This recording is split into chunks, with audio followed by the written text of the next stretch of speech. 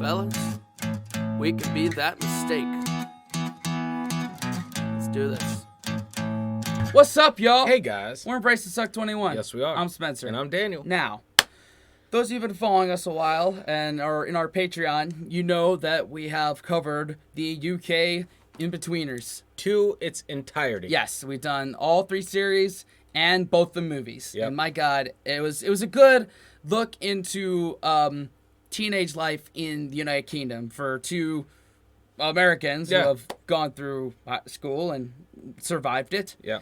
It came across my recommended Inbetweeners UK versus Inbetweeners US, and I quickly Googled it, and it turns out there was an American Inbetweeners that was on MTV for 1 season, terrible, and got canceled. Was. Very important. Yeah, it was. Was on Yeah. So, TV at one point. Yeah, so this is a 3-part video. I've got them all sequenced up that one will play after the other. And let's just see. Let's see, man. Yeah. Because my bar is so high. Yeah. The Inbetweeners is one of my favourite comedies. Never before had I seen something so relatable and true to life, whilst also being so wild and funny. So as you can imagine, I was pretty disappointed when I heard there was going to be an American remake. But hey, maybe it won't be that bad. Maybe they'll be able to breathe new life into the... Oh, it sucks. Yep, the American remake bombed, and the series was cancelled after 1 season due to low ratings. When you watch the series, you notice that a lot of the jokes are the same. And a lot of the plot points are too. So why didn't people like it? Well, it just wasn't funny. No, but seriously, the real problem is that the series failed to adapt its jokes or even write new ones for an American audience. And the ones it kept, it butchered them really badly. So let's compare the two. This is why the American Inbetweeners failed to adapt.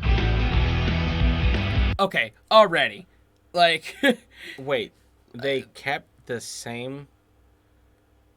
you don't do that. Yeah, they from what I'm seeing here, it's like they made the cast look the same, and like, you know, that throwing up scene, like, I'm predicting a lot of cringe here. Oh, no. Yeah, like... All right, let's play it. Oh, no. Yeah, strap in.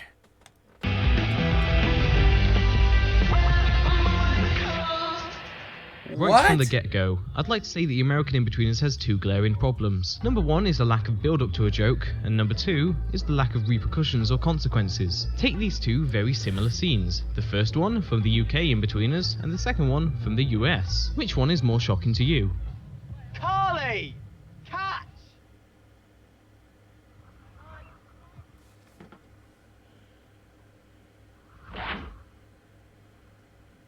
Oh, fuck.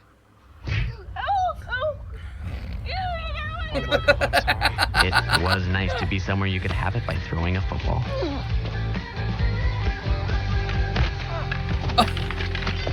Oh, man. Now, I'd say the UK one, but why do I say that? Well, frankly, the UK has a lot more build-up leading to the payoff. The UK version takes a lot of time showing people's faces. We see them visibly change as the realisation of what will happen settles in. This shot is also important, as it establishes where the frisbee is heading before it gets there, and gives time for the audience to go, oh god no, alongside the characters. Then we also have a good-sized medium shot where we can clearly see the woman's facial expressions. Not to mention plenty of time devoted to showing the shock set in on the people around them. The US version, on the other hand, spends so little time building it up. Will throws the football, it travels through the air, 1 shot of Simon looking at it, and there was the payoff.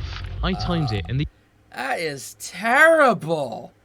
Like that doesn't surprise me because it's MTV. Like, they don't even play music anymore, so of course they're gonna turn out shit like this. But they had the potential. That's the thing that bothers me. If you're going to do something like this, do it right. Yeah. Do it right. You have the potential for a very similarly funny outcome. Yeah. Which is universal. This whole thing. That's why the Inbetweeners is so funny. It's universal. Yeah. I felt their cringe as an American. And they're over there. Right. And I'm like, holy crap, I connect. It's a universal thing. This shot was unrealistic. Yeah. Like that doesn't... I mean, it can happen, but like the fact that they didn't show like what would really happen. Yeah, that's the problem. It's like you throw the football. As someone who has thrown a football, you see where it's going. Yeah. And you track it, and you're like, oh shit. Before it gets there. Right. There's a bit of analyzing of it as it's going. Uh-oh. Yeah. And in that moment, they could have had and recreated with the same amount of success the same scene. Yeah. But they fucked it up. Man, oh man. I'm already drawing some conclusions, but I want to see the whole thing before I say anything. The US version spends a measly 3 seconds from when Will throws the football and when it hits the guy with the crutches. Compare that to the UK's build-up, which lasts 9 seconds, 3 times the length. The extra length and shots give a lot more time for the viewer to anticipate the impact when it happens. So, okay, we've shown that the UK version spends a lot more time on build-up, but how about consequences? Well, this scene does that too. In the US version, we see a few shocked faces, then the guy starts getting up, seemingly fine, and that's it. Cut to the title card. Whereas the UK version takes it a little further. Rzucaj sobie tam w kogoś innego! Idiota! Ślepy jesteś? Otwórz oczy! And a little further. Just gonna get my frisbee. And a little bit further.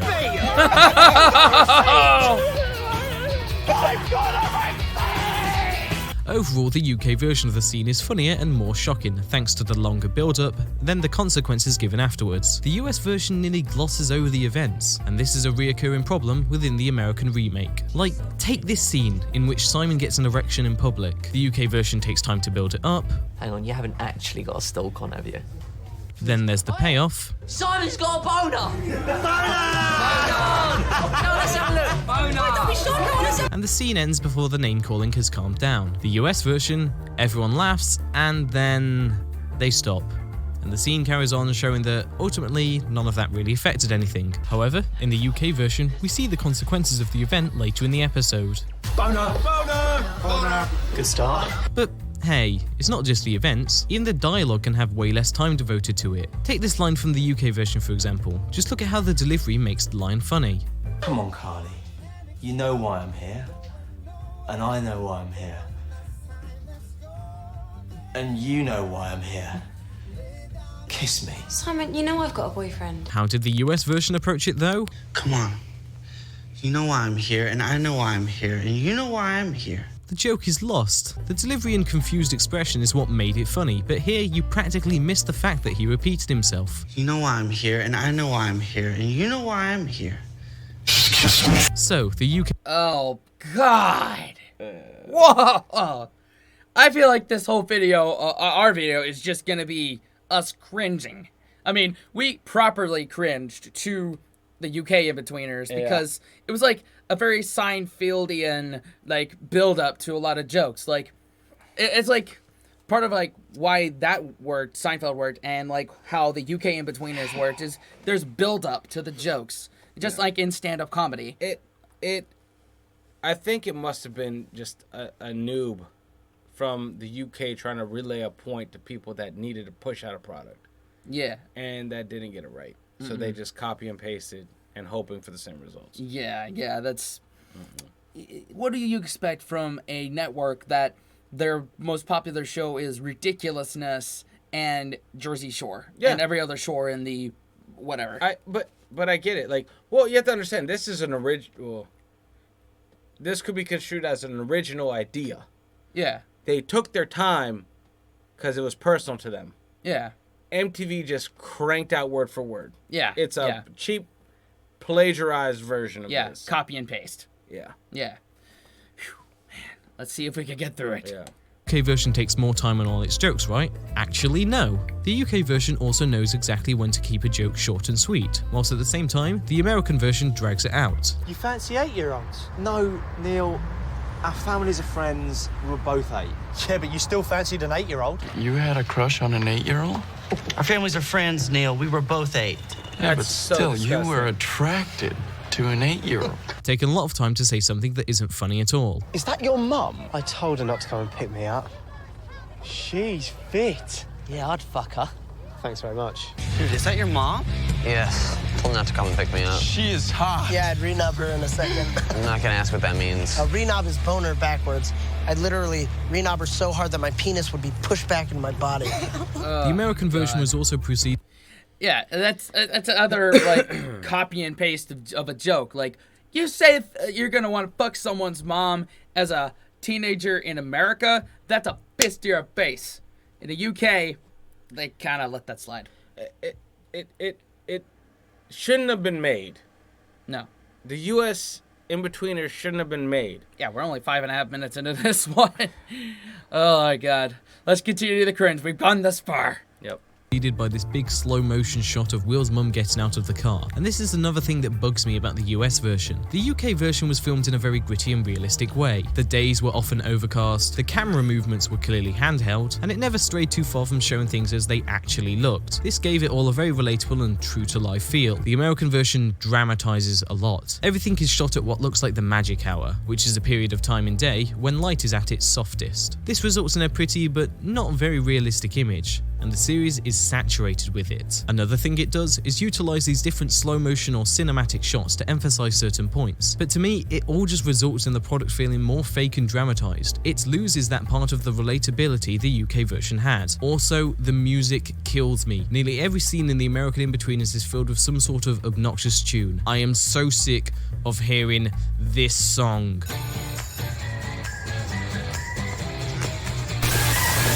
The UK version had a lot of music too, but it knew when to turn it down. There's plenty of moments from the British version that didn't have any music that were then given music in the American remake.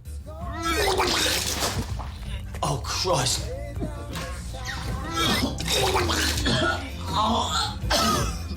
I don't feel...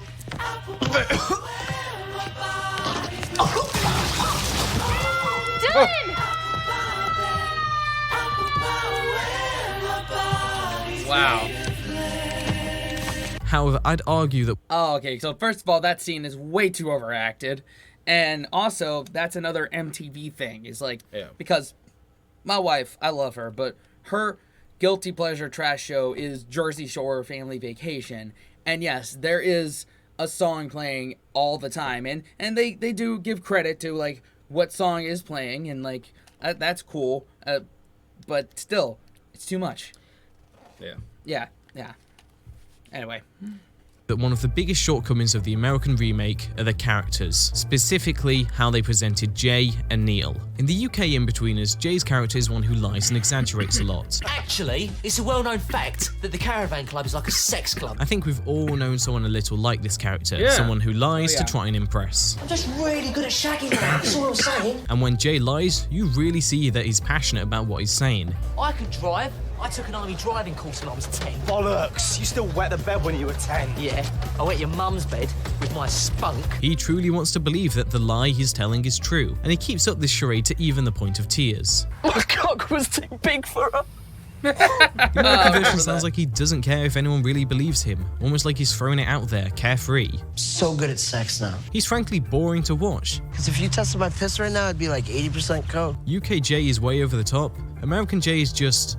nothing. So good at sex now. Okay, well, you guys can think what you want, but You want to try that again? Do you want to reshoot that? But In fairness, he gets some good lines, the kind that Jay does when his lies are catching up with him. However, his delivery is just sort of half there. You wouldn't be able to tell what it was because they take it from the inside. However, nothing can excuse Neil.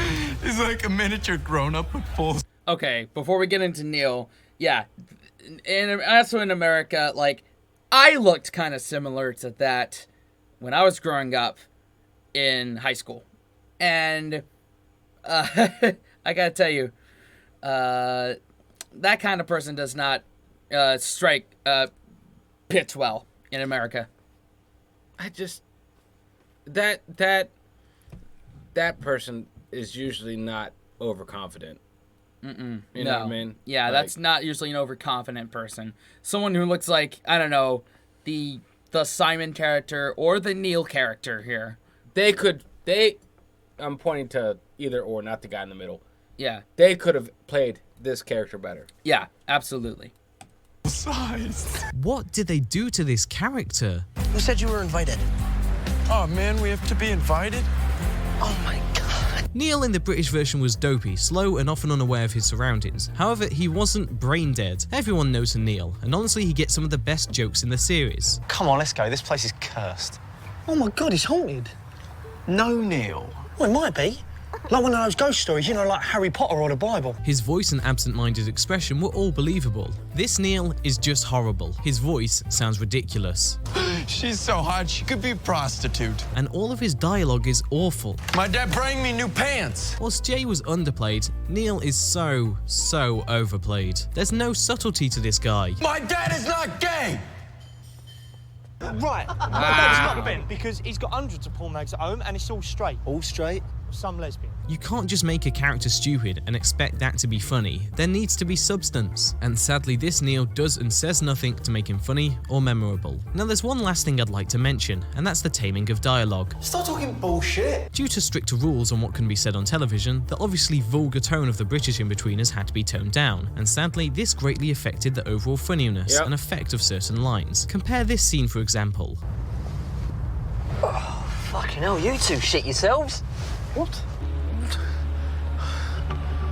Wow, you are such a pansy. What? The UK version is a lot closer to how actual British teenagers speak. I have never heard anyone my age refer to another person as a pansy. Wow, Yeah, you me are neither. such a pansy. I'm not more my usually one to say generation. swear words alone. That was your generation that would say that? Yeah. Pansy? Yep. That's my generation. All right. Like, when did this come out? Inbetweeners US? I don't know, like probably just after the UK one. Alone makes something funnier, but in my opinion, the British Inbetweeners uses them at just the right moments to create much funnier dialogue. I'm so sorry that I'm alive and a bender. Just fuck off. Sorry, your hands found my neck. Oh, sorry. Screw you guys. Oh, I'm sorry. It's just so much more true to life. Fine, we'll take turns carrying it then. I'm not carrying it. Fuck not carrying it, you're paying for it as well, mate. Me? Why? Because you ripped it off. You reversed. Yeah, but you're the one who ripped it off. Let's not argue. Let's just get in there. Honestly, sometimes the USA Inbetweeners feels like I'm watching a pantomime. You broke it. You reversed. Are you really gonna try to make this my fault? Are you really gonna not try and make this my fault? Or not? What? Thought not. What? Once again, it feels so much less realistic. People don't talk like that, and maybe if the series went for a completely dramatized tone, then it could have worked. But by going half in, half out, and never risking too much, they ended up with a dull, watered down version of something that was once great. So there are some of the biggest problems with the American remake of The Inbetweeners. Yeah. Well, all right. So first of all, our school system is different. A huge character build-up moment was the fact that Will had a briefcase. Yeah. That was huge. Yeah, yeah. And he looked idiotic, as pointed out by everyone. That doesn't work in a character building moment in a public school here. No, no. So the dress uniform inadvertently played a huge part. Yeah, yeah. Because they were able to express themselves with the short ass ties all the time. Yeah. And that was their form of rebellion. Yeah. And you can't get away with properly saying the curse words that you would over there. Right, right. So on MTV, definitely you can't. Like, you could get away with it on Netflix. Like, if they did it on Netflix wasn't a thing back then, but, you know, like, you could get away with it on Netflix. You could do this successfully now on a streaming service. Right, right. Or HBO Max or something like that. What they did to this ruined a possible US version of this. Yeah. Because this was like, they took an idea and they shat on it, and they're like, it's so much better now. No, it was not. But you have to think about something though. A lot of us here didn't know that there was a UK version. Right, we didn't. So that means people here still hated this. Yeah. Without having anything to reference it to. Which is a shame. Which is a shame, because that means it's really shit. Yeah. Because we didn't know the UK one existed. Right. And we sure as shit didn't know the US one existed. Right, right. I feel like if we were introduced to the US Inbetweeners first, we never would have checked out the UK Inbetweeners. No, because it's shit. Right. Absolute garbage. So, yeah. The lack of build-up, little to no consequences, over-dramatization, and lack of subtlety. My dad is not gay! And however, the American Inbetweeners demonstrates exactly how not to adapt a show for American audiences. With a different set of writers and some different casting, maybe an American version could have worked. But for now, the legacy of the British Inbetweeners will live on. The true, original Inbetweeners. Yeah. And so we're back again, looking at what did go wrong with the American Inbetweeners. Though this time with about 20 times the subscribers. So one joke I really wanted to mention in my last video is this particular one, in which Will uses the bathroom at school, mainly because it's another great example of a joke being altered in a way that removes most of the comedic value. In the original scene we have Will using the bathroom on his own, when Mark Donovan and his friends spot him in the stall. They then jump up on either side of the stall and bombard Will by taking repeated photos of him on the toilet. This then leads to the payoff, which shows us what Donovan did with the pictures. There's quite a few layers going on here, so I'll try and break it down. First of all, there's the fact that Will, being a private school boy, is inexperienced with the harsher reality of public school, and also doesn't know about the unwritten rule that school? Generally you only use the school. Yeah. Oh my god. Yeah, no shit, Daniel. Are you just now figuring this out? No, it's just... I'm about to say, I know. It's like a lot of time passes between us checking this out. So, yeah, I get it. You good, man? I'm good. I just all caught up. Like, no shit. Just... You have to understand here, uniforms, private school. Yeah. So that is a... Yeah, that's something that we're not used to. Like in public school, you can pretty much wear what you want to wear within reason. Toilets to pee. You know what I'm talking about. This inexperience then shows completely when he becomes a victim of the crash joke that Donovan pulls on him. And I can't speak for girls' toilets obviously, but yeah, you do get some guys who are like this in the bathroom. Essentially, it's a joke that people can understand and will also laugh at due to the payoff. Now we have the American version. First things first, I have to give some credit to the American remake, as it did adapt this joke a bit by making it so that the toilet stalls had no doors on them. I don't know how common this is, but I've definitely heard it mentioned before. Unfortunately though, this is where the good points end. Okay, no, they have doors. They have doors here in America. Yeah, especially in like fucking schools. No. You don't want that. Hangs up his jacket to act as a makeshift door, and rather than Donovan and his friend actively seeking to disturb Will, instead the jacket just falls. I don't know why no one noticed the jacket when they walked in. You think it'd be pretty obvious and Donovan could pull it down or something to reinforce the whole bully idea, but no, it just falls. And then this guy, who I'm assuming is Donovan, looks at Will a bit weirdly, then takes a photo. You don't see what he did with the photo, so it becomes a bit questionable. Like, why would he want a photo of some boy using the toilet on his phone? The scene becomes less about the harsh realities of public school life and the type of people Will has to put up with. Even this moment here, in which two boys throw water at each other, adds to that rougher feel. And this is of course absent in the American remake. Now this next point actually comes from YouTube user Mark Robinson, and he has highlighted some fantastic details that the American version missed out on. What he said is this: a huge problem is the physical traits of the characters. The looks that made them unique are completely lost in the US version. In the UK one, Will looks average from a distance, but his glasses, nose and teeth give him a distinctly uncool look up close. However, in the US version he has no obvious physical deficiencies. Likewise, Simon is a normal looking kid, but his insecurity leads him to try to look cool by putting lots of gel in his hair, which ironically makes him uncool. In the US version he has no such gel issue and is overall too attractive. In the UK version, Jay is a scrawny weak character who tries to overcompensate by telling lies to make himself look good. The birds love it. He makes fun of his friends and bullies those even less attractive than him. Listen, lard ass, there will be food, so shut the fuck up so we can get this over with. In the US version, he is the fat one, which completely changes the dynamic of the character. Neil is tall and lanky, and he is somewhat slow compared to the other characters. This is offset by his good nature and enthusiasm, which makes him very likable. In the US version, he has a horrible haircut, bug eyes, and is weird in a way that you could totally believe he could commit a school massacre. Do you have money for the sticker machine? It has tattoos. Some of you may say that the looks don't matter, but they really do. The UK version was perfectly cast, as they were unattractive enough to be believable outcasts, but attractive enough that you liked them. The US version made Will and Simon far too attractive, and Jay and Neil far too unattractive. When you put them all together, they look like they don't belong in the same group. The overall dynamic and relationship between the American cast is lacking and feels less believable. It shows that there was a lot more thought put into the UK version than what you might initially expect. The next scene I'd like to compare is... like, the Inbetweener cast looks like they could be friends outside. They're more of a cohesive group. In any scenario. The American version looks like you guys are being paid, right? Yeah. Like, the Jay character and the Neil character look like they could hang out, but the Simon and the Will definitely not. Not with those two. No. Like, yeah. If they split up, that could work. Yeah. Those two and the other two. Yeah. I would say that the person who played Jay in the US should have played Will.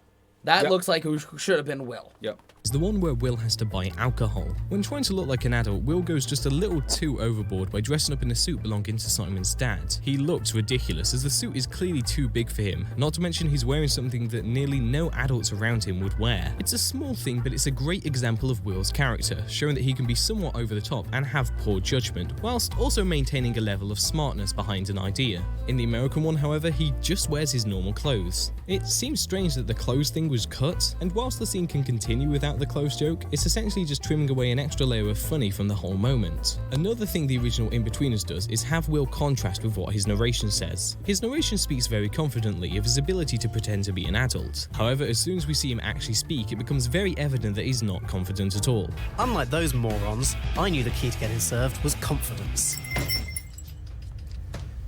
Good day. Sorry? Good day. And yet then again, part of Will's snappy character shows and actually breaks through the confidence barrier. Excellent. Do you want some wine? Christ, no, we're not made of money. It's surprising and humorous. The American version ditches the narration and just leaves us with a bit of an awkward Will floundering around. There's none of the contrast and it goes by just a little too fast. What's something special? Me letting you buy this if you're out of here in 5 seconds. I think this'll do it. Another point worth mentioning is the shop owner. In the British version, he's quite friendly sounding. Okay, so how about 2 bottles? But then he turns slightly threatening on his last line. I'll give you a bottle of Drambuie for a tenner if you're paying her out of the shop in 5 seconds. Done. And then, of course, in typical awkward fashion, Will attempts to keep up his act after this. I shall invite you to the party.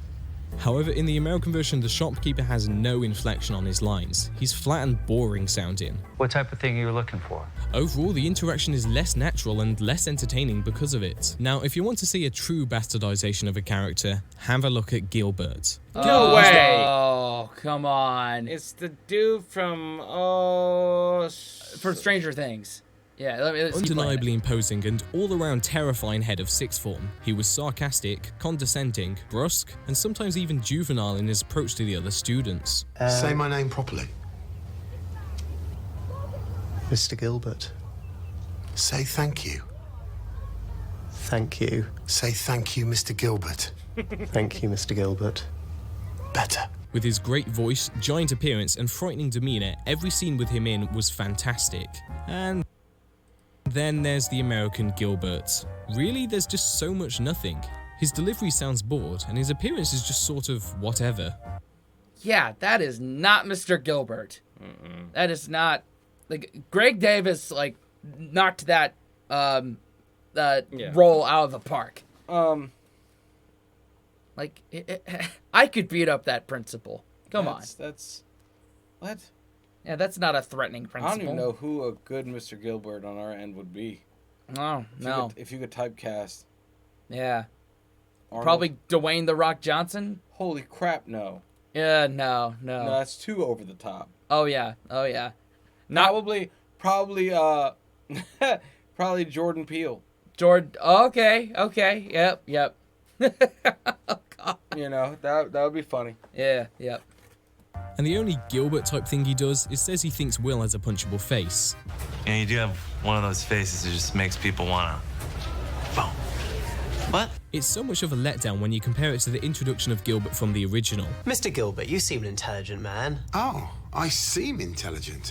How lovely of you to say. No, I just meant... I mean, I've long since been insecure about my capacity for learning, so it's nice to have it ratified by you, a child. Well, here comes a favourite, and one definitely worth talking about. Buswankers!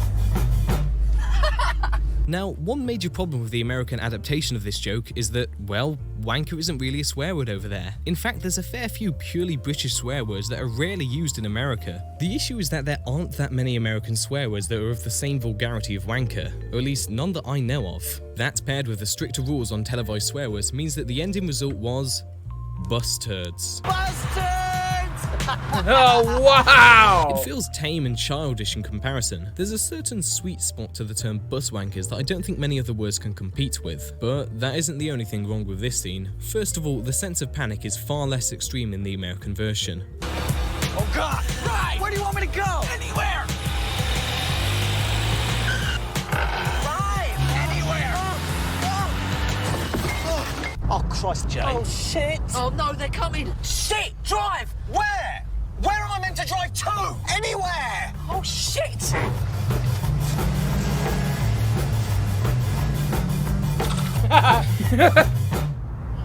Anywhere but the pavement. I feel like the lack of swear words. Oh man, that's another case. I know a couple that could go through that filter, but at the same time, YouTube's an American company. We can't say it. Blah blah. I still feel like the best U.S. version of the Inbetweeners is still South Park. Yeah, South Park, but that's a completely different animal. Still coming of age. Yeah. For all of them. Yeah. But they're just a younger age. Yeah. And you could keep it going for a long time. Yeah. Yeah. And so it's like that is, I would say, closer to Inbetweeners than this shit. Yeah. Plays a big part in this. As I mentioned in my previous video, the British Inbetweeners just nails how teenagers actually speak. This scene feels much more real and relatable with the original dialogue rather than the American dialogue. Then there's the guy that confronts them. In the British version, he's scary. In the American version, not so much. Who's a wanker? Please, I'm sorry. I'm a really, wanker, sorry. man. I'm really Yeah? sorry. I'm sorry. Yeah? I'm really sorry. Yeah? I'm sorry. I'm sorry. He I'm said sorry. he's sorry. Sorry. I'm a turd, huh? Yeah, that's real funny, man. Why aren't you laughing anymore? Sorry. Huh? I think the way he's holding Simon, plus the purely serious tone of his voice, makes him all the more effective in the original, rather than the diluted version we get in the American remake. Weird. Also, look at Simon's completely over-the-top face, it's laughable. Finally, there's the dramatization. As you may notice, the American version is a lot prettier. There were more complex camera movements and angles, including a crane-up shot. Once again, I feel like I'm watching a drama, something that's fake and overproduced. It loses that rough and realistic edge of the original. It may just be a small thing, but it definitely bugs me. One more joke to compare, and yeah, like, you notice, like, that in the UK version, like, he had him on his neck, right there. And on the US, he just had him on his shoulder. Basically holding him. Yeah, it's basically about to kiss him, as opposed to, crush his throat. Yeah.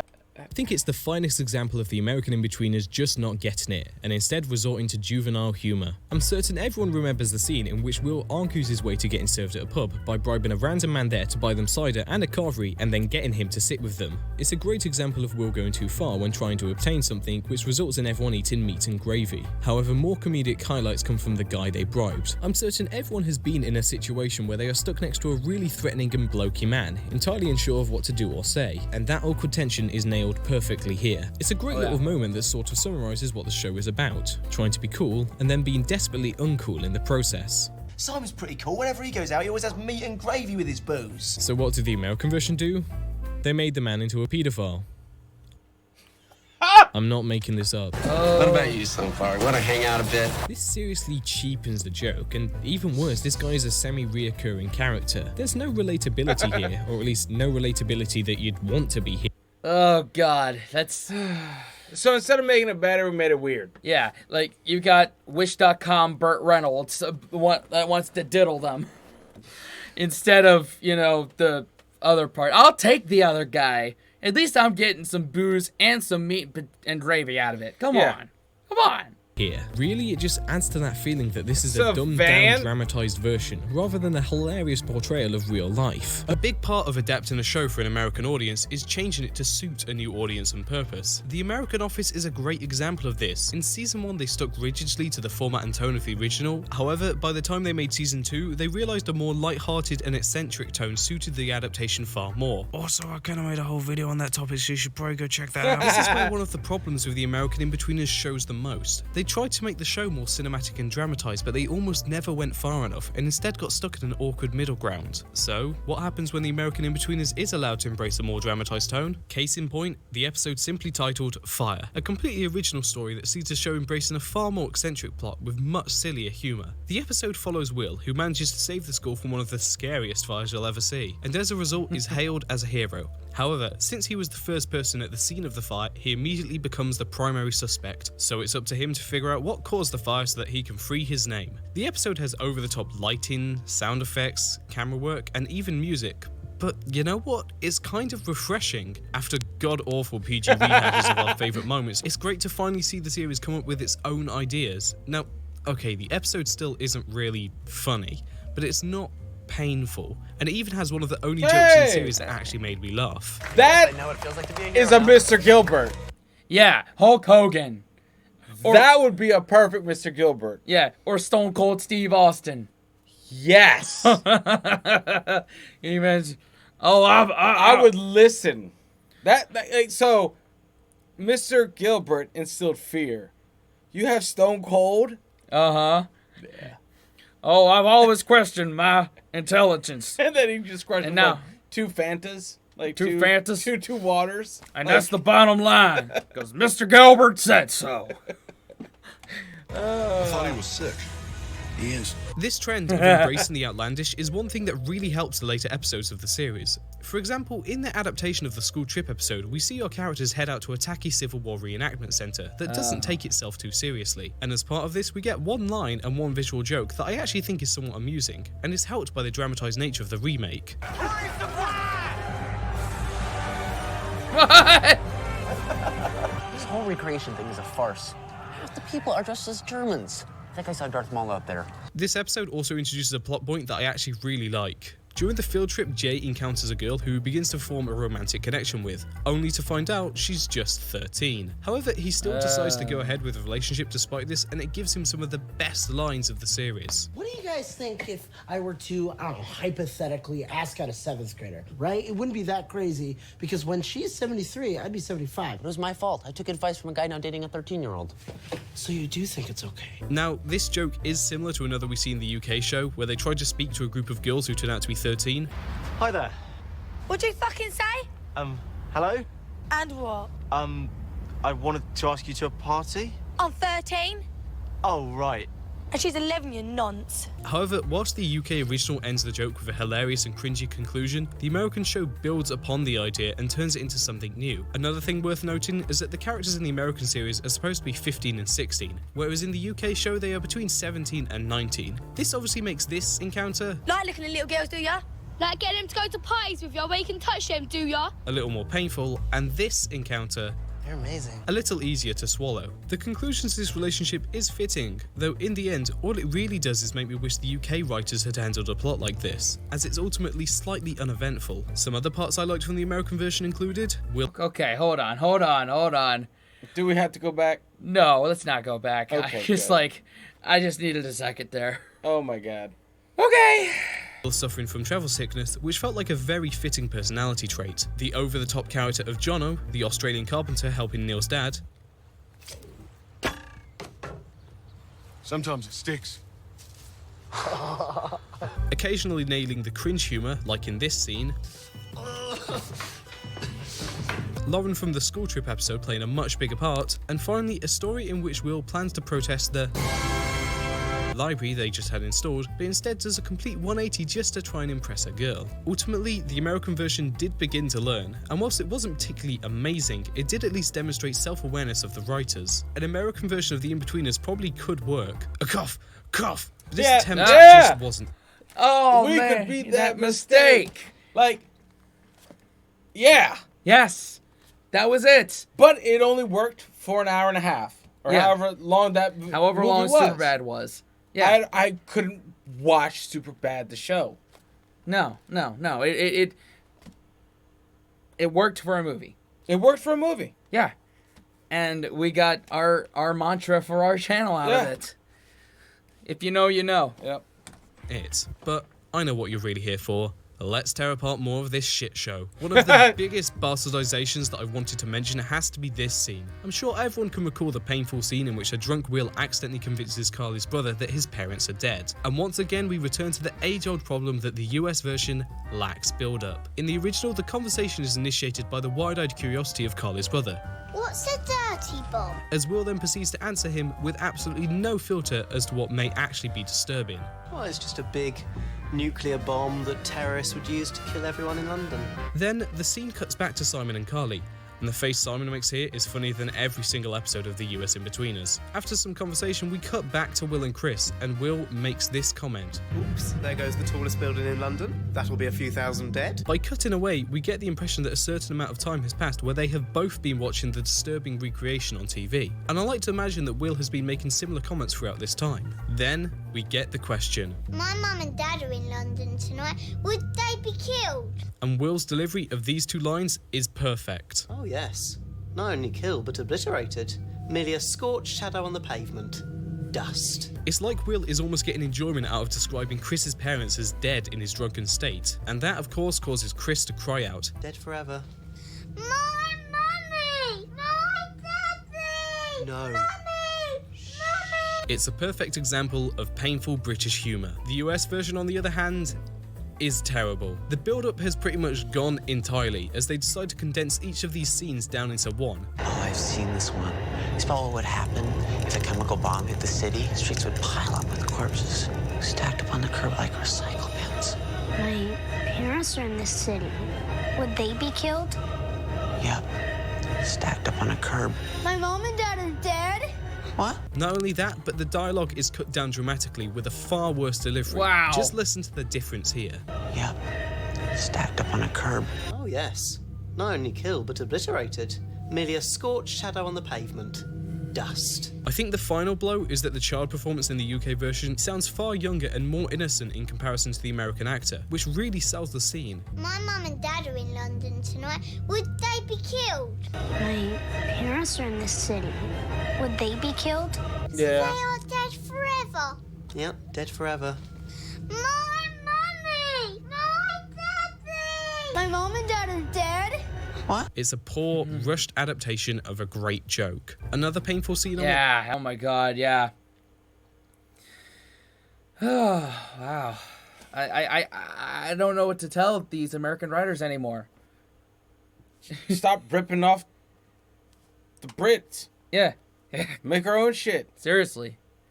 want to talk about is actually a completely original one, but it demonstrates the completely childish humour of the series. As we have established, the American Will gets travel sick, and because of this he wears this magnet wrist thingy to help calm it down. However, when sitting next to Lauren on the journey home, she asks if she can borrow it, and wanting to win her over, he lets her take it. And this results in Will getting severely travel sick and rushing to the toilet, where he proceeds to vomit over absolutely everything, including himself, and then walk out into the bus in just his underwear. No! First of all, Will clearly could have just kept vomiting into the toilet and avoided drenching fucking everything. And secondly, what kind of childlike sense of humour do you have to find any of this remotely funny? It's over the top and gratuitous, and a terrible attempt at cringe humour. Finally, another place where the American version misses the mark is the classic briefcase wanker joke. Briefcase wanker. In the UK version, the quote is memorable because of how they presented it. First of all, there's the setup. He's got an actual briefcase. Then there's the scene in which Will is taunted throughout the school, which ends in our beloved phrase, briefcase wanker. Another thing I love here are the sarcastic retorts that Will gives under his breath. It perfectly shows what kind of person he is. Nice badge, dickhead. Lovely, fantastic. You must be what, year 8? Finally, the show calls back to it twice in the rest of the episode, which cements it in our mind. Oh, briefcase. Briefcase mong. The parts where Will walks through the school having abuse hurled at him are honestly some of the best parts of the series. So, how exactly does the American adaptation handle this? It's a messenger bag. Oh, is it delivering the message my mom dressed me? Oh, is it delivering the message my mom dressed me? Fuck this show. All right. Well, that is a good. Well, thank UK. God I didn't check it out. Yeah. UK better. US suck. Yeah, like I agree with everything Jack W says. Mhm. I don't think it's off. You know, granted, we have the original to compare it to. Yeah, we do. I still think I wouldn't like it if I didn't know the original existed. I would agree. So that alone is shit. Yeah. So yeah. That's the thing. That's the thing that separates it. Yeah. I think it could be summed up simply: make original content, Don't rip off other people. Make it your own. I'm gonna give 2 ratings for Jack W's review, 2 thumbs up. For the US Inbetweeners, 2 thumbs down. Not enough thumbs down. Not enough thumbs down. Yep, I think we've said all we need to say. Yep, I agree. And thank y'all for liking, commenting, subscribing, hitting that bell, and sharing with your friends. Definitely. And until next time, wash your hands, grab your toes, wipe your ass, blow your nose, embrace the suck. And unplug and do something epic. See y'all next time. Later.